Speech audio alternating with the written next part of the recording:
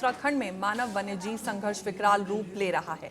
पहाड़ी क्षेत्रों में गुलदार और भालू, जबकि तराई मैदानी इलाकों में हाथी लोगों के लिए खतरा बने हैं। पिछले 25 साल में 1264 मौतें हुई और 2025 में घटनाएं और भयानक रही हैं। लोग सूर्यास्त के बाद बाहर निकलने से डरते हैं। जानवर को हमने जितना दूरी पे रखे, उसका निजता को हनन हमने ना करें तो वो भी रहेगा और हम भी, क्योंकि उसी को देखने, क्योंकि जानवर है, क्योंकि जंगल है, जमीन है, पानी है, ग्रासलैंड है।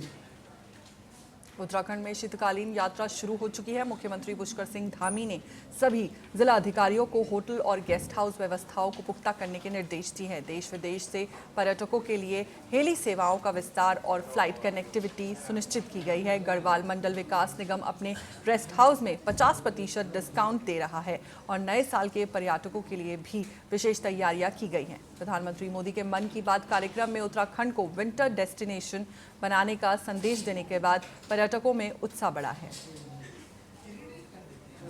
इस बार शीतकालीन यात्रा की हमने पहले से ही तैयारियां प्रारंभ कर दी थी और उसके तहत हमने जो होटल एसोसिएशन है उनके लोगों से भी, सभी जिलाधिकारियों को भी बात करने के लिए कहा था कि वो भी अपनी तैयारियां करें। कुमाऊं मंडल विकास निगम, गढ़वाल मंडल विकास निगम, ये सब जो हमारे सरकारी गेस्ट हाउस हैं उन सभी पर इस बार शीतकालीन यात्रा के लिए पहले से तैयारियां की गई हैं। जो सुविधाएं जो वहां पर हो सकती हैं जिससे कि लोगों की यात्रा अच्छी हो, उनको किसी भी प्रकार की परेशानी का वहाँ सामना न करना पड़े। बिजली है, पानी है, वहाँ पर गर्म कपड़े हैं, हीटर हैं, गीजर हैं, वो सभी जो है पहले से ही देखने के लिए और गेस्ट हाउसों को दुरुस्त करने के लिए कहा है।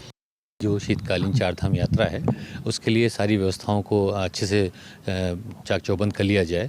तो जितने भी हमारे चारधाम यात्रा में जो हमारे जनपद हैं जिसमें चारधाम की शीतकालीन यात्रा चलती है, उन जनपदों में और जो यात्रा मार्ग हैं उन सभी जितने भी हमारे होटल्स गेस्ट हाउसेज हैं उनमें पर जो व्यवस्थाएं, समुचित व्यवस्थाएं की जानी थी वो सारी की जा चुकी हैं। और माननीय मुख्यमंत्री महोदय के निर्देशों में जो हमारे ऐसे जनपद हैं जहाँ पे ये धार्मिक स्थल स्थित हैं, जहाँ पे शीतकालीन चारधाम यात्रा चलती है, उन जनपदों में जो ऐसे श्रद्धालु, ऐसे पर्यटक आ रहे हैं उन्हें आवासीय व्यवस्था में 50% की छूट भी हमने प्रावधानित कर दिया गया है। इसके पृथक से आदेश भी जारी किए जा चुके हैं और ऐसे जो होटल्स हैं जहाँ पे कार्मिकों की व्यवस्था सुनिश्चित करनी थी वहाँ भी की जा चुकी है। तो हम तैयार हैं पर्यटकों का स्वागत करने के लिए, श्रद्धालुओं का स्वागत करने के लिए कि वो उत्तराखंड आएँ और शीतकालीन चारधाम यात्रा में जेएमबीएन उनके लिए स्वागत के लिए तैयार है। तापी के सोनगढ़ उकाई रोड पर ट्रक और ट्रैक्टर की टक्कर में 3 लोग गंभीर रूप से घायल हो गए। ट्रैक्टर 3 टुकड़ों में टूट गया और अनाज सड़क पर बिखर गया, जिससे परिवार को आर्थिक नुकसान हुआ। घायलों को नजदीकी अस्पताल में भर्ती कराया गया।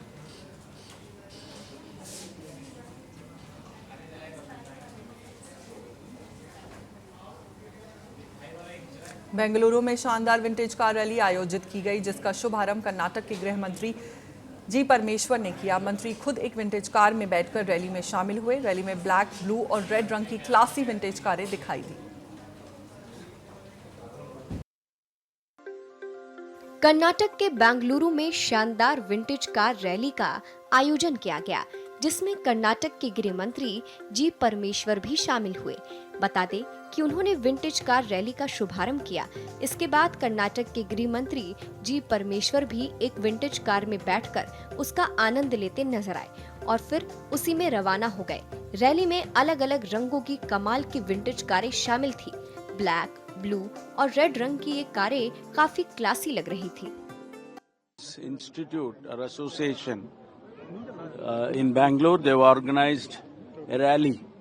We normally call it as a vintage rally. They've changed it to historical vehicles. So they have organized a rally in support of anti-drugs campaign.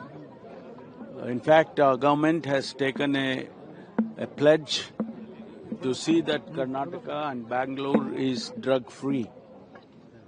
It has been announced by the Honorable Chief Minister and myself. We have taken very seriously to fight this drugs menace. And the Historical Vehicles Association, they are supporting this cause this time, and I think they'll continue to do this. I would like to send out a message to all the youngsters in the state, and particularly college and school-going children. Say no to drugs. Uttar Pradesh के मुख्यमंत्री योगी आदित्यनाथ रविवार को उत्तराखंड के कोटद्वार पहुंचे, जहां उन्होंने सिद्ध बली बाबा धाम में पूजा की। इस दौरान मुख्यमंत्री योगी आदित्यनाथ ने जन कल्याण के लिए प्रार्थना भी की। उत्तर प्रदेश के मुख्यमंत्री योगी आदित्यनाथ रविवार को उत्तराखंड के कोटद्वार पहुंचे, जहां उन्होंने सिद्ध बली बाबा धाम में पूजा की। इस दौरान मुख्यमंत्री योगी आदित्यनाथ ने जन कल्याण के लिए प्रार्थना भी की।